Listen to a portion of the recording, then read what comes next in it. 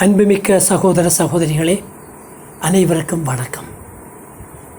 பரிசுத்த வேதாகமத்தின் கண்ணோட்டத்தின்படி எங்களுடைய வாழ்வினுடைய கேந்திரம், மையம் அது இயேசுவாகத்தான் இருக்க வேண்டும். ஆகவே இந்த இயேசுவே வார்த்தையானார், இறை வார்த்தை மனுவானார் என்று போடுகின்றார். அப்போது இதை நாங்கள் புரிய வேண்டும். இப்போ மொழியில் டபார்ன்னு சொல்வார்கள். அதாவது இந்த தபார், அதாவது இறை வார்த்தைன்னு சொல்லும் பொழுது அங்கே ரெண்டு விடயங்கள் இருக்கின்றன. ஒன்று கட்டளை, நீ இதை செய். அடுத்தது வேண்டுகோள். இன்னைக்கு கேள், செவிசாய், கேள், வேண்டுகோள். இந்த கேளுங்கள் என்ற சொல் பைபிளிலே 1500 முறை வருகின்றது. நான் சொல்வதற்கு செவிசாயுங்கள், கேளுங்கள் என்று. ரெண்டாவது கேட்டு கீழ்ப்படியுங்கள். இது ரெண்டும் இந்த வார்த்தைக்கு இருக்கின்றது.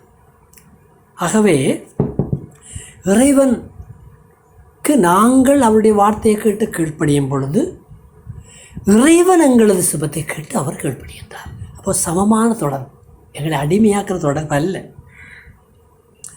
ஆண்டவர் சொல்கிறார், நான் சொல்வதை கேளுங்கள் என்று. ஆனால் நாங்கள் பார்க்கறது தான் செய்கிறோம்.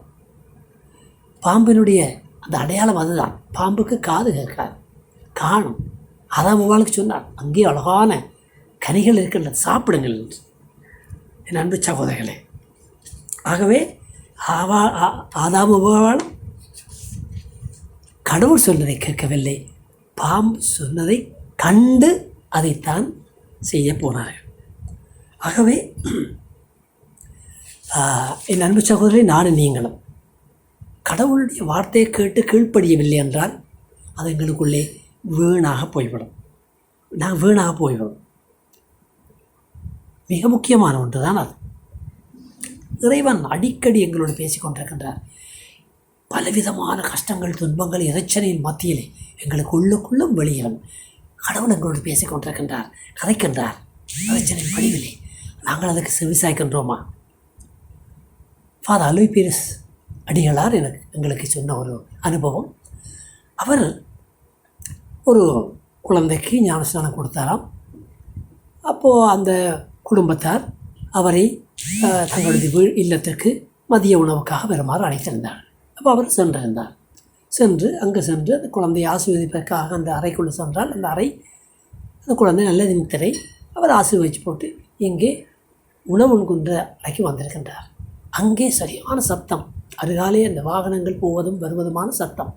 இவர்கள் இப்படியே கதைத்து கொண்டிருக்கும் பொழுது, சாப்பிடுவதற்கு முதல் அந்த குழந்தையினுடைய தாயார் உடனே ஓடிப்போய் இந்த பிள்ளை அழுகின்றது என்று ஓடிப்போனார். தங்கள் ஒருவருக்கும் கேட்கவில்லை, ஆனால் தாய்க்கு அதை கேட்கின்றது. எப்படி? தாய்க்கும் அந்த குழந்தைக்கும் இருக்கின்ற உறவு வயிற்றிலேருந்து வந்த உறவு. அதே போன்று இறைவனுக்கும் எங்களுக்கும் இடையிலே இருக்கின்ற உறவு ஆழமாக இருந்தால்தான் அவருடைய சத்தத்தை நாங்கள் கேட்க முடியும். அவர் எங்களோடு பேசுவார், இறை வார்த்தையினூடாக பேசுவார், நபர்களினூடாக பேசுவார், நிகழ்ச்சிகளினூடாக பேசுவார். ஆகவே இந்த இது மிக முக்கியம். அது மட்டுமல்ல, இந்த இறைவனுடைய சத்தம் அதுக்கு நாங்கள் செவிசாய்க்க வேண்டும், அதுக்கு கீழ்ப்படிய வேண்டும். இரண்டாவது, சிலுவையில் அவர் மூச்சை விட்டார். அதன் அர்த்தம் என்ன? மூச்சை விட்டார், தூயாவியை தந்தார், தூயாவுடைய வல்லமை தந்தார். ஞானஸ்நானம் பெற்ற ஒவ்வொருவருக்கும் அந்த தூயாவுடைய வல்லமை கிடைத்தது. அதை நாங்கள் சரியாக பயன்படுத்துவதில்லை. உண்மையில் தூயாவியானவர் எங்களுக்கு ஒரு ஆசிரியராக எங்களுக்கு சொல்லித் தருகின்றார். சில விஷயங்களை, சரியான விஷயங்களை படிப்பிக்கின்றார். அது மட்டுமல்ல, எனது பிரச்சனைகளில் உடன் இருந்து எனக்கு ஒரு ஒரு ஒரு நோயை போன்று எனக்காக பிறந்து பேசுகின்றார். அது மட்டுமல்ல, பிரத்யேக செயலாளராக இருந்து எனக்காக எல்லாத்தையும் செய்து தருகின்றார். இந்த மூன்றும் தூயாவி செய்கின்ற செயல்கள். அந்த அன்பு சகோதரர்களை, நானும் நீங்களும் எங்களுக்கு பிரச்சனைகள் வரும் பொழுது, ஆபத்துகள் வரும் பொழுது, கஷ்டங்கள் வரும் பொழுது, நோய்கள் வரும் பொழுது, அந்த நடுநிலையாளரை, எங்களுக்காக பிறந்து பேசுவவரை நாங்கள் கேட்கின்றோமா?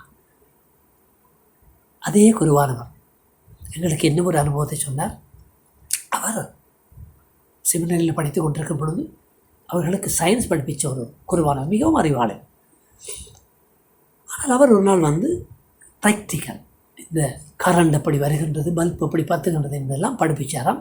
எல்லாத்தையும் வயர் எல்லாத்தையும் ஃபிட் பண்ணி போட்டு பார்த்தேன். பல்ப் பத்தையில்.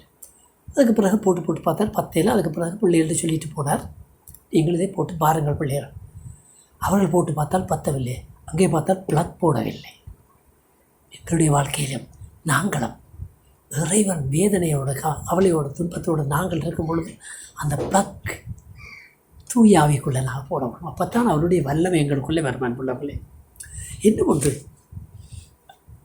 பைபிளில் இருக்கின்றது. இந்த தூயாவியை ஒரு புறாவுக்கு அடையாளமாக சொல்லுவார்கள். புறா என்று சொன்னால் சாதாரணமாக மணிப்புறான்னு சொன்னால் எல்லா இடத்துலையும் சாப்பாடு மேயும், குப்பைகள் எல்லாத்துலேயும் மேயும். ஆனால் மாடப்புறா அப்படி அல்ல, அது ஊத்தை உள்ள இடங்களில் வராது.